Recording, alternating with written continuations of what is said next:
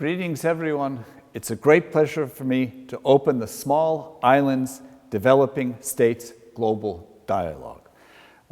Thanks especially to the Cook Islands as the chair of the SIDS group, and of course to the UNESCO Secretariat for the initiative. I'm very happy, glad, and proud that Latvia is one of the co-organizers of this dialogue on digitalization.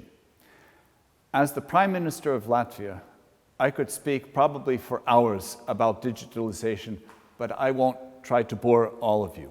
I can just say one thing, that as the Prime Minister, I can use my mobile telephone to sign any and all documents that I need to do as a Prime Minister.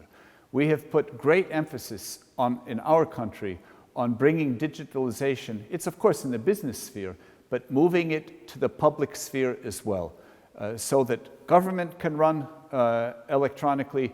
Our parliament was the first parliament in the world to be able to have all proceedings and votes electronically. This was developed during the COVID pandemic. And our citizens have the ability to interact with the state in most every instance electronically without having to leave their home, their apartment, or their farm. So this is a great advantage of increasing state efficiency.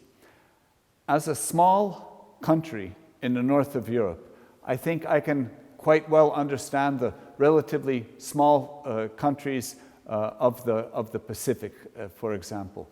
We have to be bigger than our physical size or the size of our population. And the way to make a big imprint on the world is through the digital sphere.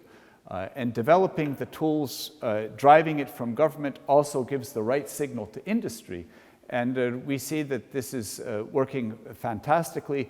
For example, also all of our banking in my country, it's all done also usually over the mobile phone. You can also use a regular computer, that we save lots of time, therefore also money and energy, without having to have very expensive infrastructure, all kinds of bank locations where people have to physically go. Banks can be much more efficient, and it's especially good if you have, as in our case, say a relatively large landmass relative to a small population, so we're sparsely populated, or if your country has a configuration where not everyone is living very close or in very big centers, it's a great advantage. And to make the digitalization work, of course, the education of the young people is key, and the continued re-education of people who are already in their 20s, 30s, 40s, and even older.